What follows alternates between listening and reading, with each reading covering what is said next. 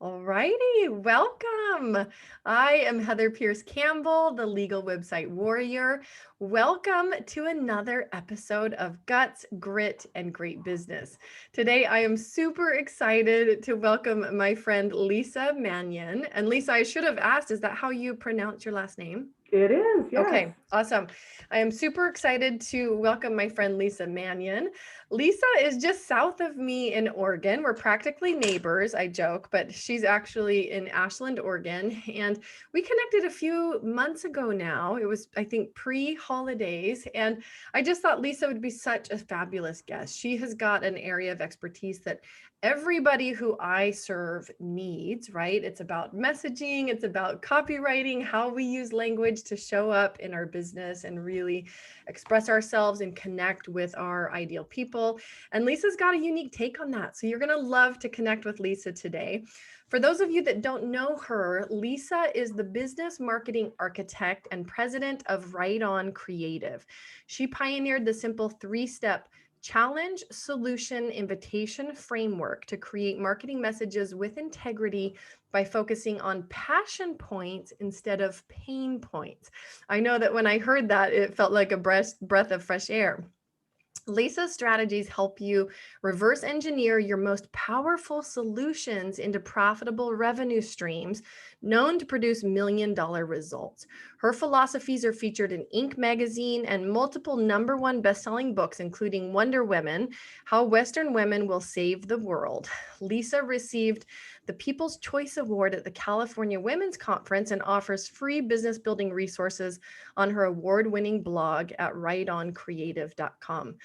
Lisa, I'm so excited, especially as a fellow Pacific Northwesterner. We're scheduled to get snow tomorrow. I know you're getting snow right now. I feel like we're so connected. I know, I love it. And it's so fun to be able to, be in our nice, cozy offices. It's snowing outside and we can connect virtually and do business anywhere in the world, Yes. right? That's one of the things that I'm so excited about is I purposely set my business up so that I can work and play anywhere. Yeah, I love It's been that. handy recently. Oh my goodness. Yes, you're not kidding. It's been amazing. And it's funny because even though last year wore me out for some obvious reasons, I'm a, full-time parent. I've got two young kiddos and trying to work on top of that during COVID has definitely brought some intensity.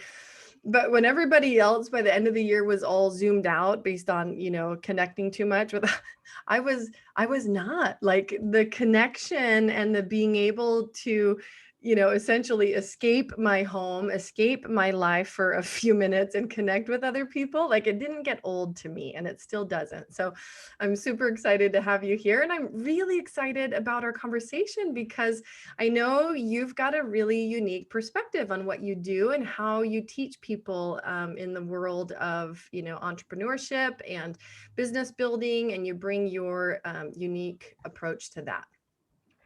So, for Yeah. folks that don't know you, share with us a little bit about your background because I think you started in corporate, right? Before you I, branched I out. I did, yeah. So I have multiple decades of experience in marketing, advertising, copywriting, and publicity. And so Mm. I've worked for ad agencies and actually nonprofit organizations as well. And I'm a certified radio marketing master. So I've kind of played in all mediums. And Oh, I, wow. I decided in 2003 to do things on my own terms. And I resigned Mhm. from a premier advertising agency and started my own business because I really wanted to, well, again, do things on my own terms, but I also had a vision to be able to work and play anywhere. And I wanted to do that on my own terms. So that's kind of how it started. But kind of a fun backstory is I've always been drawn to the written word and to marketing and Mhm. advertising. And even when I was a small child growing up in very rural Northern California, when we only had two television stations and a little black and white TV, I would watch Captain Kangaroo and cartoons and I'd critique commercials in between they would think, oh my gosh, they're so missing the I mark. love it. People are As a people, just kid, talk to I them, love right? this. Yes. And then I started writing really bad poetry when I was a kid too, as soon as I could start writing. And that's kind of how it segued through the years. I mean, even in grade school on a mimeograph machine with one of my little gal pals, we created the first ever school newspaper.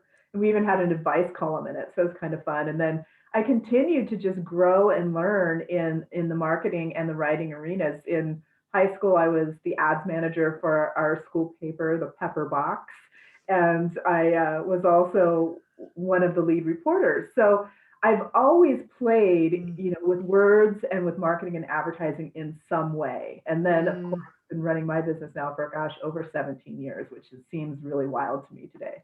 Oh, I love that. Was it hard to make the leap? Was it hard to leave corporate and go out into your own business? It was hard because I really did love the work that I was doing, but it was so fast paced and it was Mm. just not an environment I wanted to be in anymore, right? It was really Mm. taking a toll on me and working lots of hours and basically lining someone else's pockets, right? Right. The clients that I worked with were fantastic and I was really strategic about taking the leap. I didn't just quit the day job and miraculously start a business, which is kind of a myth that people tell you you can do. You have a Right. lot of setup that needs to happen. So I actually took a job in a completely unrelated field part time while I built everything out for the new Mhm. brand. And then I was ready to let that go and step into it. So that's kind of what I would recommend for most people, unless you have a lot of financing, which at the time I didn't. I Mhm. bootstrapped everything. So Right. And most people do. And I think you're right. It's such a powerful point. And it's a little bit the Gary Vaynerchuk advice of like keep your day job. Use it to finance what you're building, right? Because I think people do get sucked into the idea like, oh, you can just take this leap. And yes, maybe depending on your network, the resources, like how much foundation you already have built. But if you don't, you probably better build that bridge before you leap. yeah, I always say it's about having a really, really solid foundation. And when you're Mm. starting out, there's so many things that you need to have. I mean, you need to have your branding and image dialed in. You need to have your plan and strategy dialed in. You need to have Mhm. your messaging and copy dialed in. And then you need to be able to get some publicity and PR. So those are kind of the four cornerstones that I always tell people.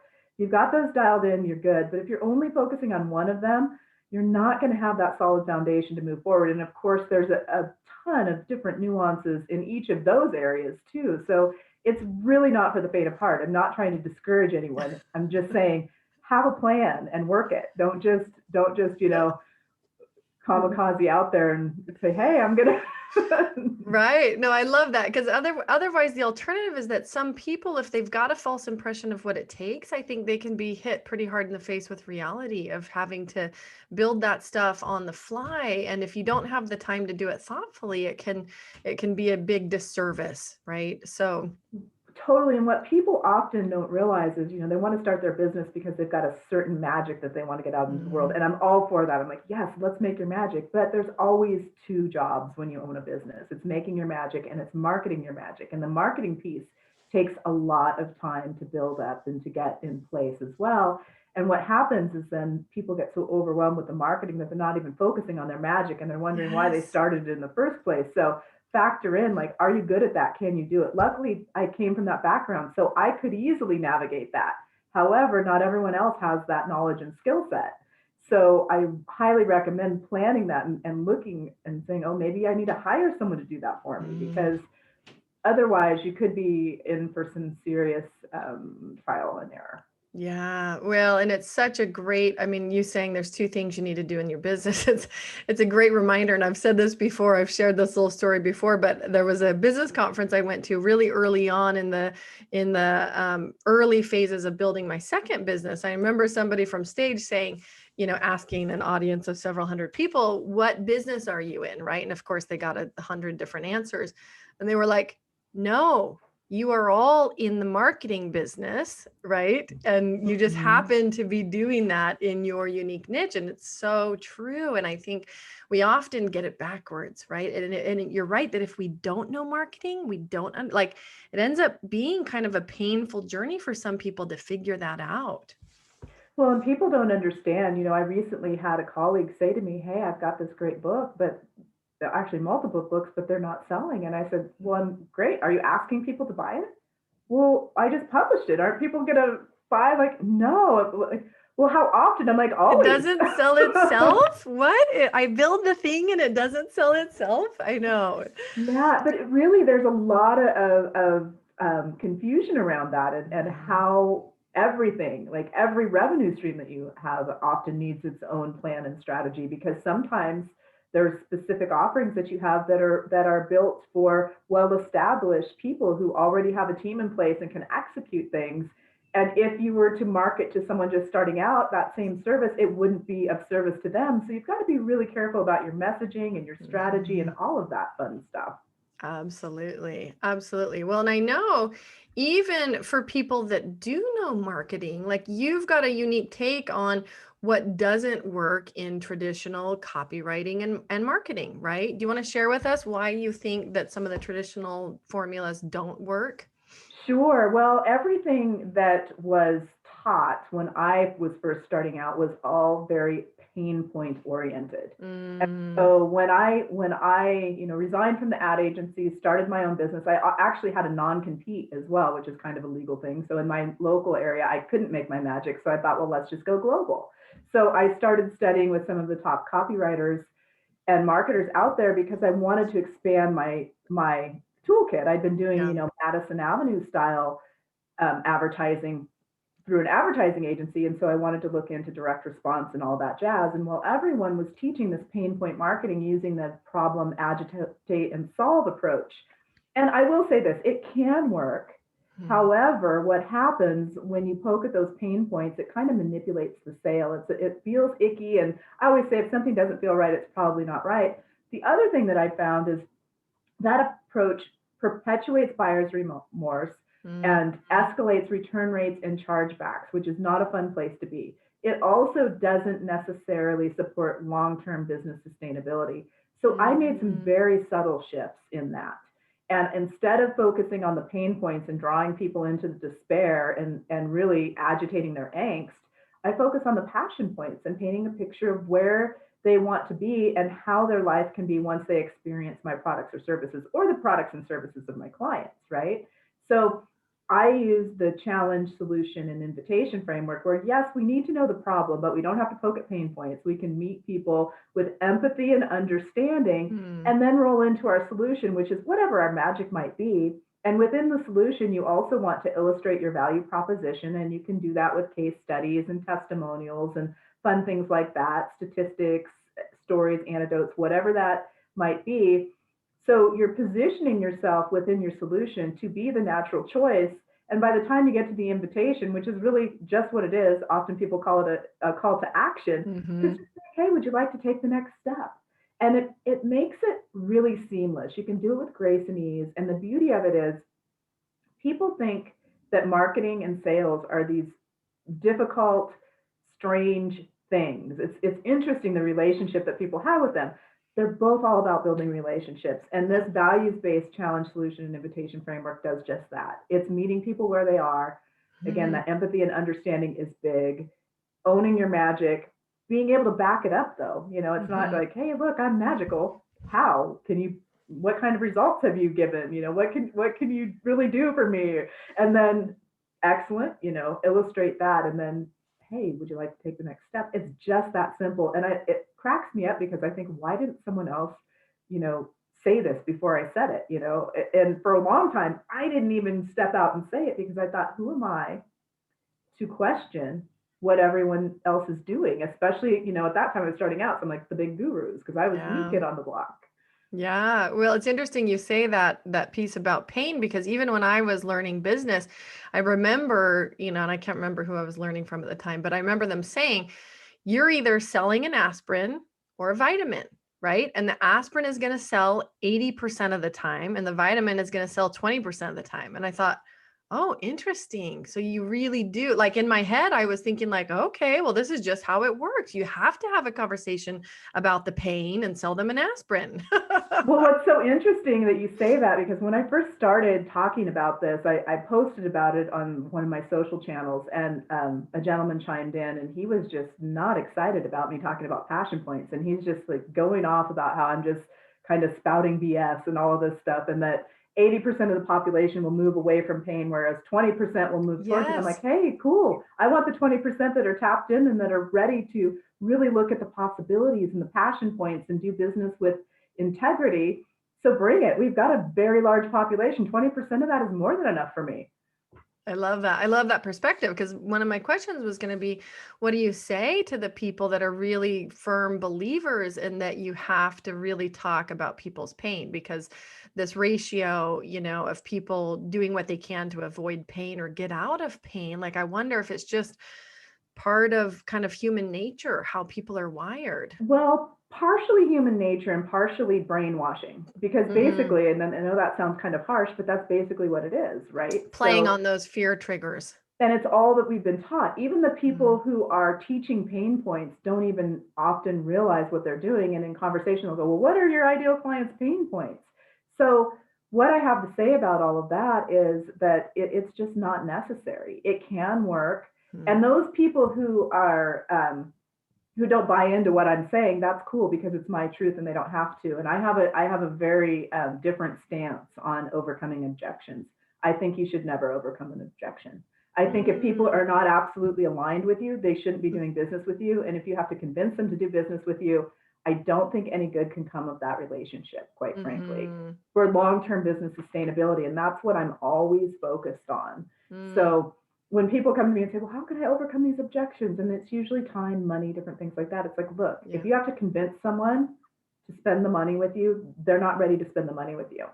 And some Mhm. people will say, and I've had coaches say this to me, well, but it might be the nudge that they need to take the leap, that they need to move forward. And I said, that's great. If you want to do that, you can, but I've seen too much harm come from that kind of pressure tactic, right? Mhm. And Yeah, when people aren't really definitely. ready. Well, I think you're right. I think there's a way that some people do it with very high pressure, but there are ways to meet somebody because I think it's a natural part of human nature to have an objection, right? We start to step outside of our comfort zone and then we're like, "Oh, wait, that I think it's an automatic trigger kicks in because I think for a lot of people when they start to expand, it's a natural reaction to retract again, like, "Oh, maybe this won't really work for me." But I think if you do it thoughtfully, where you build the information into the conversation you're already having in a way that proactively gives them the information that they need, and it's not done in a high pressure way, I think you can help people naturally move past their own internal blocks. But not, Yes. I really hate the fake pressure and the fake sales tactics where, it's like false scarcity or things like this that really get people into a fear motivated mode. Right, and what you just said about, just educating them and then they're ready to go, you've already addressed it. Mhm. That's exactly what we do in the solution piece of everything. Because when you share, results and say somebody's invested in you and they've made, twice the investment just from one small suggestion, then that is, you're not even actually coming up against a money objection, but you're eliminating it by sharing that it's totally possible to make your money back by applying the techniques that are being taught or whatever it might be. So you can totally do that in a really natural way, and Yes. um, it doesn't have to be off-putting. And I think that's where many business owners get stuck. They're stuck around marketing, they're stuck around sales, and it's just as simple as building relationships, owning your magic, sharing how it makes a difference, and really connecting with people. Yeah.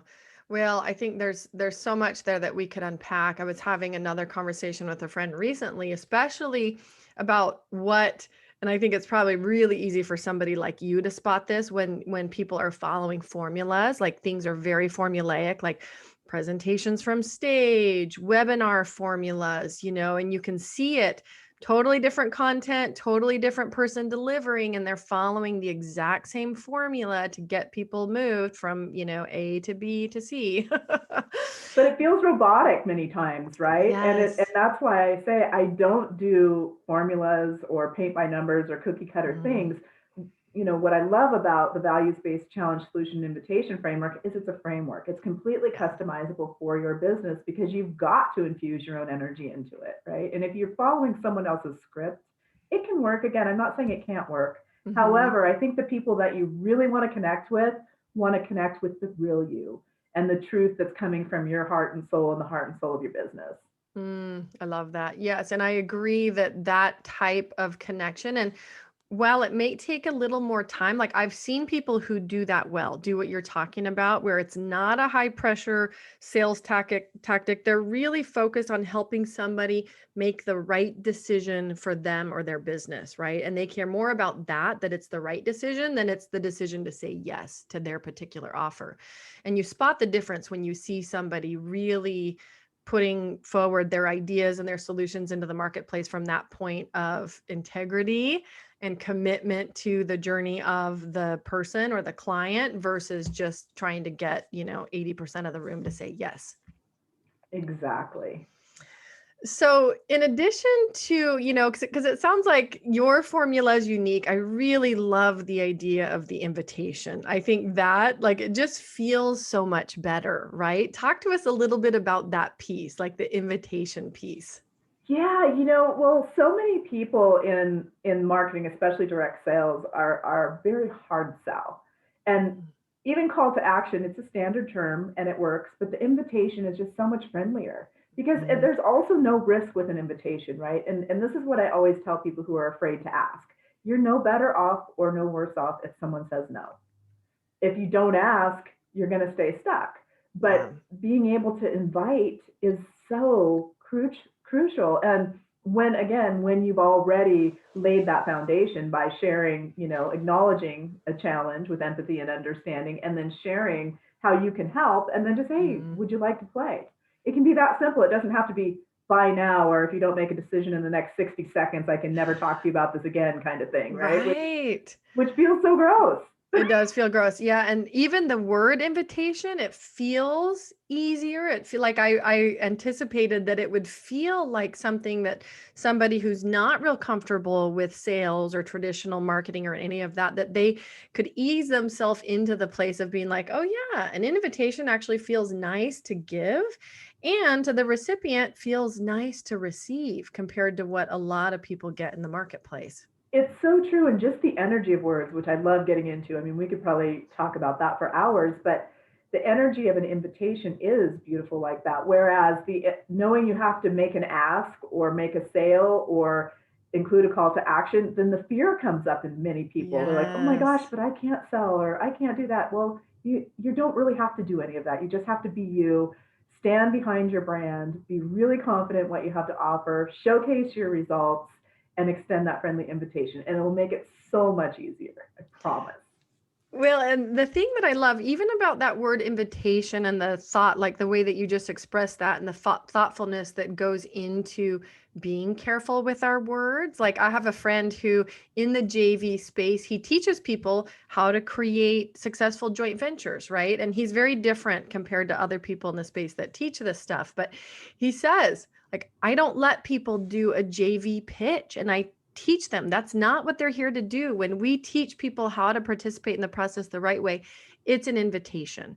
And it's an invitation that also says, I'll go first. Like he sets it up beautifully, but there's a lot of thought even in the words that he uses and the way that he teaches people in his community to use certain words and totally stay away from others. And so I love that. Even, and especially in the copywriting and marketing world, we have to be very, very intentional with our words.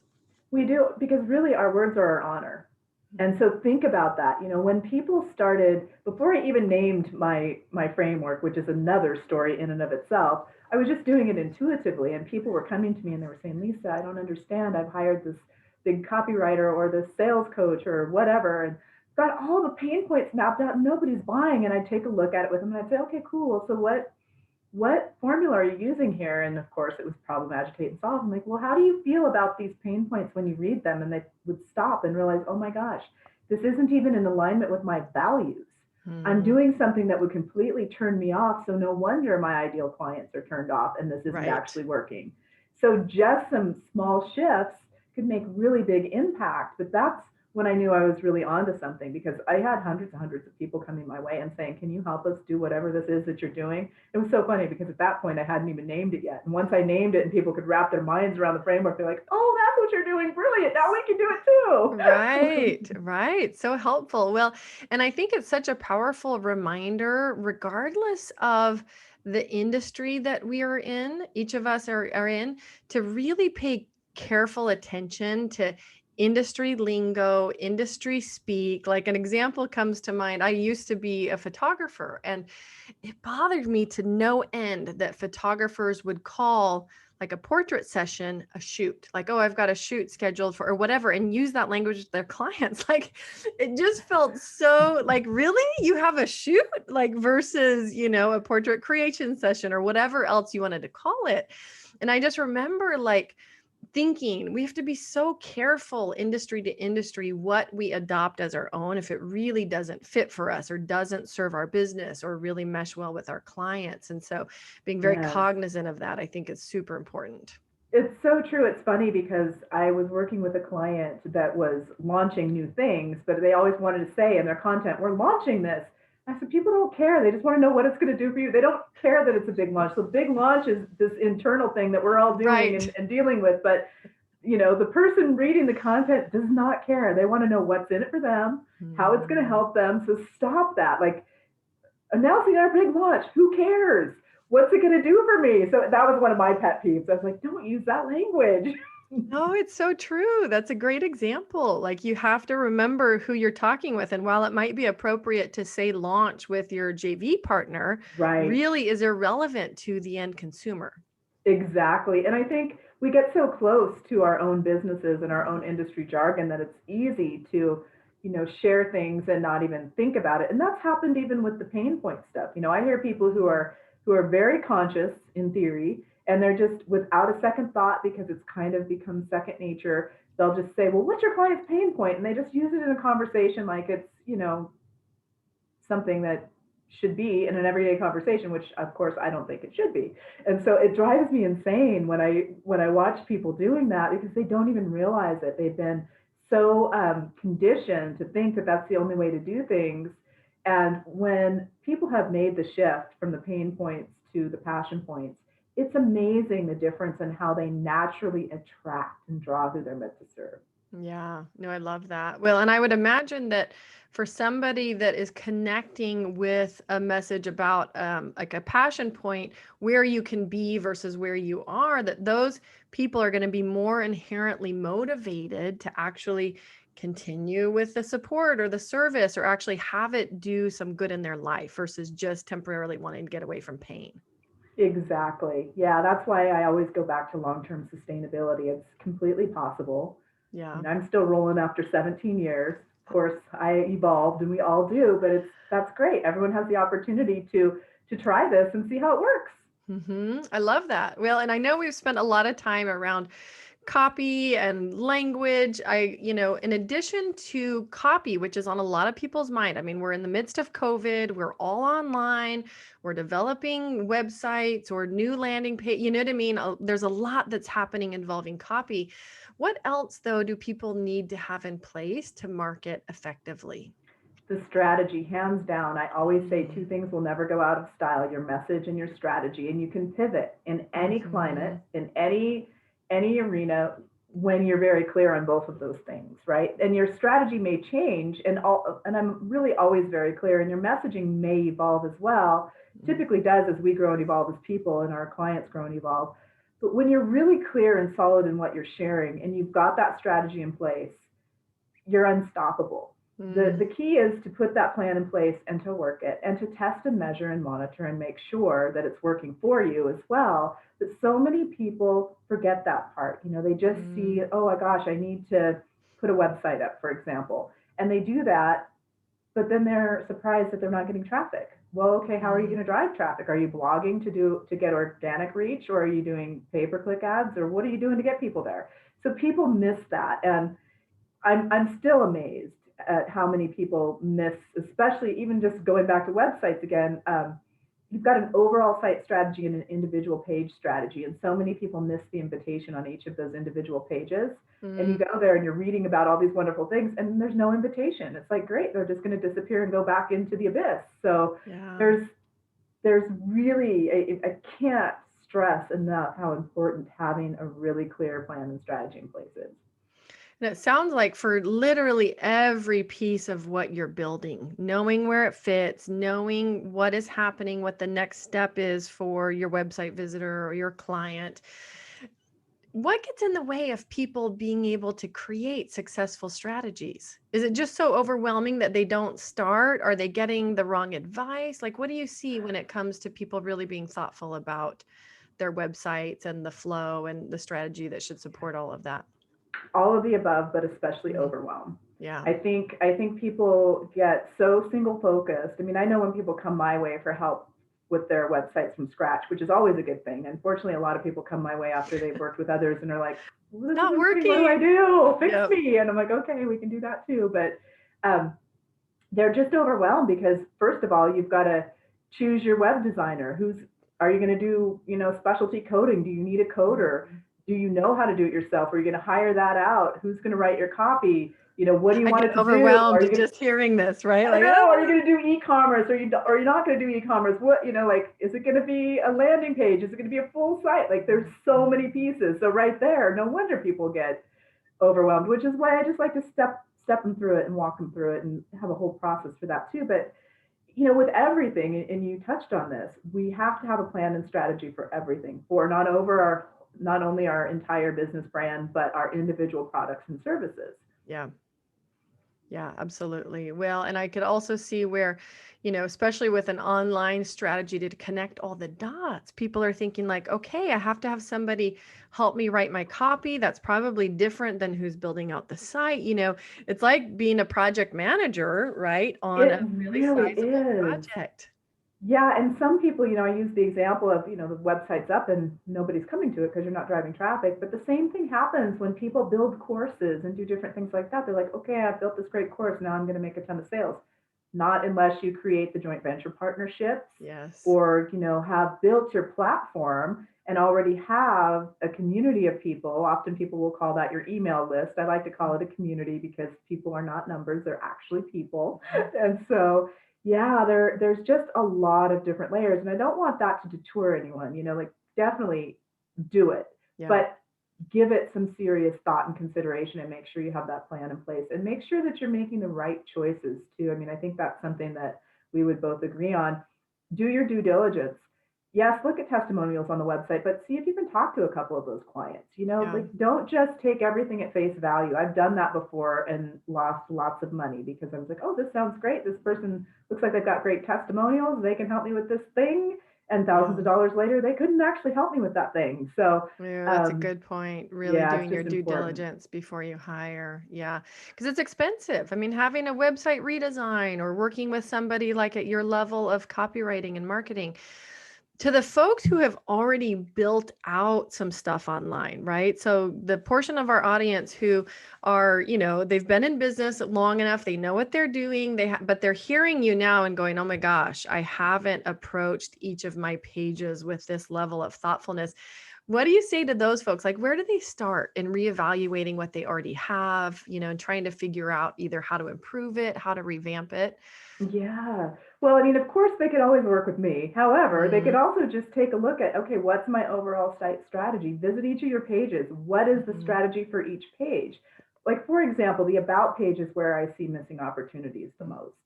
So we Well, it's reach one of the out. most visited pages, right? Well, it is. And so without an invitation on it, you're losing people left and right. So think about what you really want people to do when they visit your about page. Do you want them to book you for a speaking engagement? Mm. Then make sure there's a form or your number or something. Ask them to do that because they're not just going to read how wonderful you are and think, oh, I think this person needs to be on my stage or my show or my Mm. podcast or whatever it might be.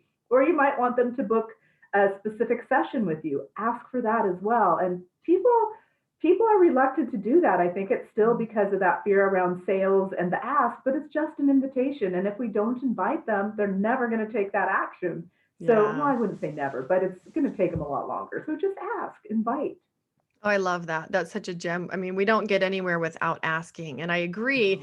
Like, we have to remember that we literally have to make it so simple for people to follow the breadcrumbs. Otherwise, there's so much that gets in the way. I mean, you lose their attention for a second or they hop over to one of your other pages. Like, making it so simple for them to take that next step, I think is really critical.